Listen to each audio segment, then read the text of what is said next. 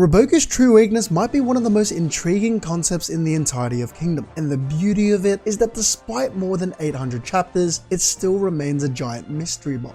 This is a man who, among the vast array of characters in Kingdom, stands out as perhaps the most formidable. However, beneath these seemingly perfect skills of his lies a weakness that may prove fatal in the near future. Kanki alluded to it while talking with Riboku. Osen said that it was something that could have easily led to winning in Hango if he desired to. What could this weakness be? You're telling me it would have been enough to overcome Shueisha? So today we're going to delve into 3 different theories of what Riboku's crippling weakness could be. To begin with, Riboku's relationship with Kaine is indeed a double-edged sword. While such a strong bond does allow him to not only fight harder and be able to focus on larger tasks while leaving the smaller but also important tasks to Kaine, it can also lead to predictable maneuvers, especially if one were to discover this relationship. Maybe Osen has. One of the reasons why Kanki got so close to defeating him in the first place was because Riboku remained behind to ensure that Kaine didn't die. This is one of the rare times Riboku doesn't act with pure logic. So someone like Osen could easily expose this weakness. Someone that is calculated, someone that is cold, leaving nothing on the table when it comes to achieving victory on the battlefield. It goes deeper than a promise they made to return to Ganmen together. Riboku's over-reliance on Kaine stems from consistently having her around when times are tough. In his darkest hour, the new Shao King is confirmed to be worse than his degenerate father. The royal army is chasing him instead of fighting Chen.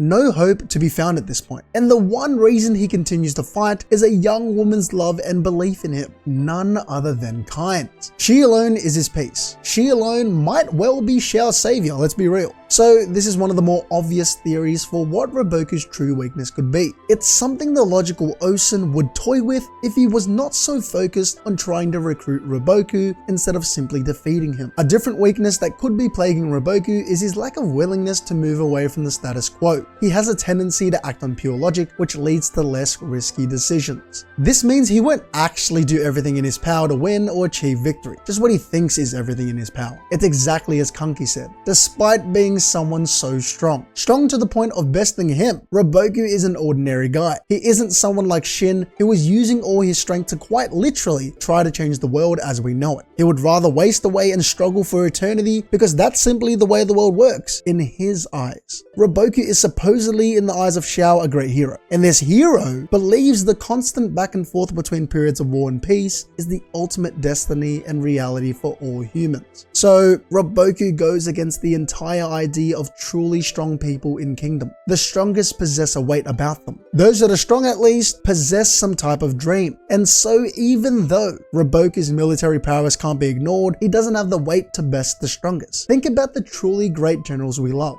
All of them took risks. Renpa charging into Mogo's headquarters at the vanguard. Oki, his soldiers are at their best when he's leading. Now Riboku, he would never do such a thing, instead resorting to underhanded tactics and the path of least resistance. This weakness would make him prone to not considering all enemy moves. Heck, even Shin pulled off a move during Jian that Riboku did not expect.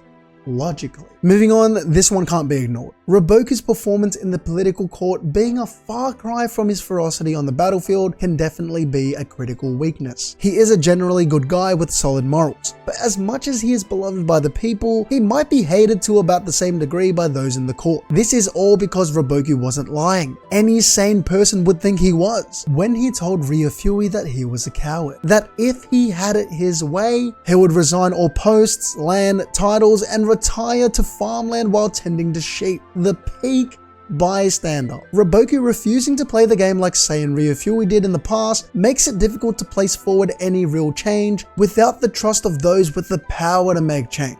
Therefore, if one were to couple this complacency, for better lack of words, with a pack of imbeciles leading the kingdom, as Osen would call the Xiao King, and officials, Xiao is bound to fall. Or in other words, Riboku is destined to lose. Though the latter is the only thing needed for a kingdom to topple over, as Osen said, Riboku is just adding fuel to the fire. Once again, I say, the fact that he does not want to play the game in the courts could be his true weakness and downfall. Did you enjoy this video? Check out my other videos.